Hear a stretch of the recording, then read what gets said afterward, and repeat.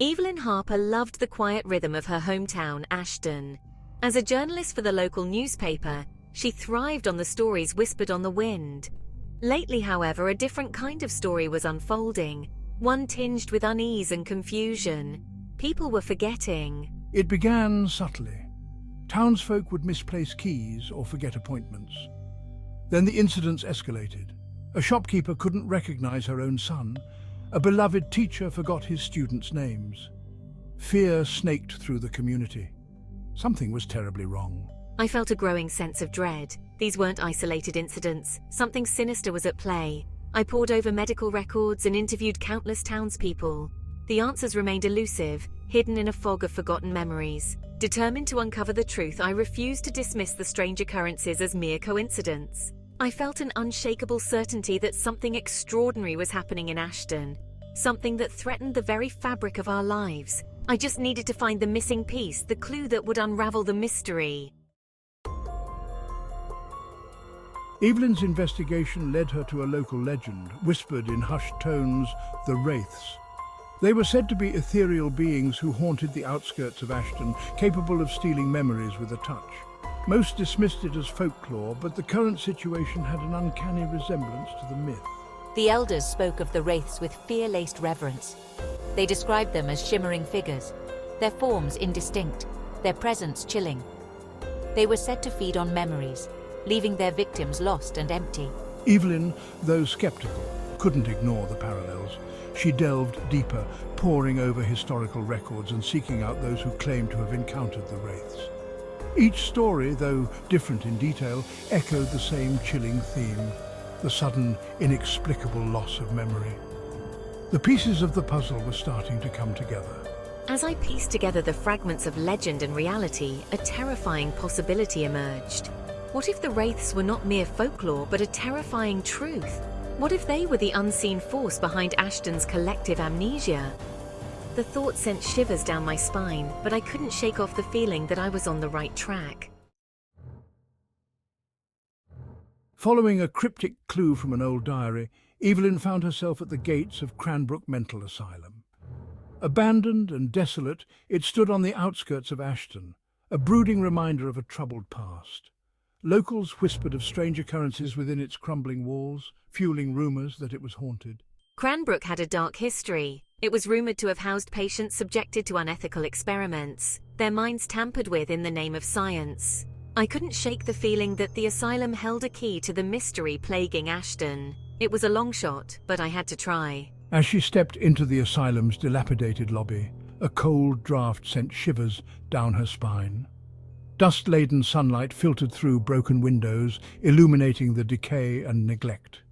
The air hung heavy with the weight of forgotten memories, whispering of the anguish and despair that had once permeated the walls. My heart pounded with a mixture of apprehension and anticipation.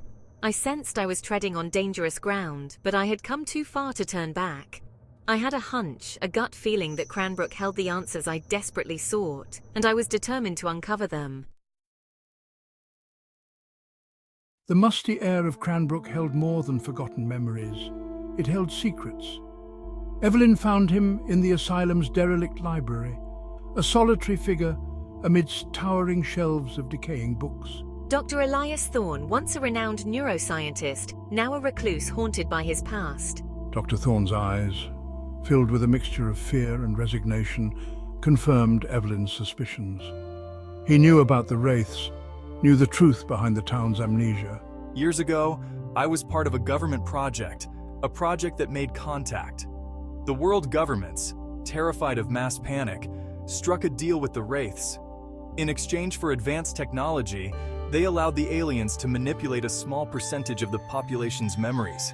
Ashton, I revealed, was their testing ground. The weight of his words settled heavily in the silence. Evelyn felt a surge of anger and betrayal. The government had sacrificed its people, their memories, for power and technological advancement. The conspiracy ran deeper than she could have imagined. Dr. Thorne, consumed by guilt, had kept hidden a copy of the Memory Accord, the chilling document that detailed the pact with the wraiths. It spoke of alien technology that could manipulate brainwaves, erasing memories with terrifying precision.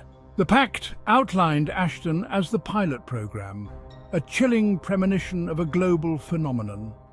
The document was a damning indictment of the world's governments, a testament to their willingness to betray their citizens for perceived security. It spoke of quarterly abductions, memory manipulations disguised as mental breakdowns, and a chilling disregard for human life. Evelyn felt a surge of responsibility. The world needed to know the truth. The memory accord had to be exposed, but she also knew that going public with such an outlandish story would be met with disbelief. She needed proof, tangible evidence that would convince the world. Dr. Thorne, despite his fear, agreed to help. He knew the risks, knew the government wouldn't hesitate to silence them. But the guilt was eating him alive. He had to atone for his sins, expose the truth no matter the cost. News of the memory accord spread, whispered from person to person. A small group of individuals, united by their distrust of the government and their determination to fight for the truth, rallied around Evelyn and Dr. Thorne. They were teachers, shop owners, everyday people thrust into an extraordinary situation. They called themselves the Resistance, a ragtag group united against a common enemy. They met in secret, sharing information, spreading awareness, and planning their next move. Their goal was simple: expose the memory accord and free Ashton from the Wraith's control. Evelyn found solace in their shared purpose. Their courage fueled her own. Their unwavering belief in her mission gave her strength. Together, they were a force to be reckoned with, a beacon of hope in the face of an unimaginable threat. Their fight was about more than just exposing a conspiracy. It was about reclaiming their stolen memories, their identities. It was about taking back control, about reminding the world that humanity could not be so easily manipulated, so easily erased. Days turned into weeks, each passing moment filled with a mixture of anticipation and dread. The Resistance, following a cryptic clue from Dr. Thorne's research, converged on the town's oldest landmark, a sprawling oak tree said to be as old as Ashton itself. The oak stood on a hill overlooking Ashton, its gnarled branches reaching out like protective arms. Local lore held that the tree possessed a mystical aura, that it had borne witness to the town's entire history. I believe this oak holds the key to breaking the Wraith's control. As the sun dipped below the horizon, casting long shadows across the land, the Resistance gathered beneath the oak's ancient boughs. A palpable tension hung in the air, a mixture of fear and anticipation. They were about to embark on a journey into the unknown, a desperate gamble to reclaim their stolen memories. This is it. This is our chance to fight back, to expose the truth, to reclaim our stolen past. Following Dr. Thorne's directions, they discovered a hidden entrance beneath the oak's sprawling roots. It led to a subterranean chamber, cool and damp, the air thick with the scent of moss and earth. The walls were adorned with strange symbols, alien glyphs that pulsed with an eerie, luminescent light. The chamber hummed with an unseen energy, a palpable force that sent shivers down their spines. At its center stood a pedestal, upon which rested a crystalline object that pulsed with a soft, ethereal glow. I believe it's a device of alien origin, a key to unlocking the secrets of the Wraith's technology. As they drew closer, the glyphs on the walls flared, bathing the chamber in an otherworldly light. Evelyn felt a strange sensation wash over her, a tingling feeling that spread from the base of her skull to the tips of her fingers. Memories long forgotten flickered at the edge of her consciousness. This chamber is a repository of memories, a place where the Wraith stored the stolen fragments of human consciousness. I believe this crystalline device can reverse the process, returning the memories to their rightful owners. The world held its breath. News of the memory accord, backed by irrefutable evidence from the chamber beneath the oak tree, spread like wildfire.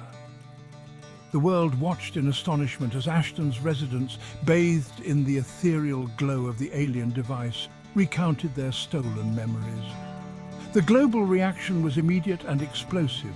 Protests erupted in every major city, demanding accountability from their governments. The World Council, facing unprecedented scrutiny and outrage, crumbled under the weight of their lies. The conspiracy had been exposed. I watched as the world grappled with the truth, the shock and anger palpable. But amidst the chaos, I saw something else, a glimmer of hope. The world had been shaken to its core, but it was also awakening. The Wraiths, their control broken, vanished as abruptly as they had appeared. Their motives remained a mystery, their presence a chilling reminder of the vastness and unknown dangers of the universe. But humanity had survived. They had faced an existential threat and emerged stronger, more united. The road to recovery was long and arduous. The world struggled to come to terms with the betrayal, the memories of stolen lives, a haunting reminder of their vulnerability. But amidst the healing, there was also a newfound determination, a resolve to rebuild and learn from the past. Forever changed by my ordeal, I continued to write, my words a beacon of truth and a testament to the resilience of the human spirit. I knew that the fight for transparency and accountability was far from over, but I also knew that the world had changed. We had faced our greatest fear and emerged stronger. As Evelyn looked out over Ashton, now bathed in the warm glow of a setting sun, she felt a profound sense of gratitude for the courage of those who had stood by her, who had fought for the truth. They had paid a heavy price, but their sacrifice had not been in vain. The world remembered. The memory of the Wraiths, of the stolen memories and the fight to reclaim them, will forever be etched in the annals of history, a cautionary tale of the dangers of unchecked power and the importance of truth. And Evelyn Harper, the small-town journalist who dared to challenge the impossible, will forever be remembered as the woman who helped the world remember.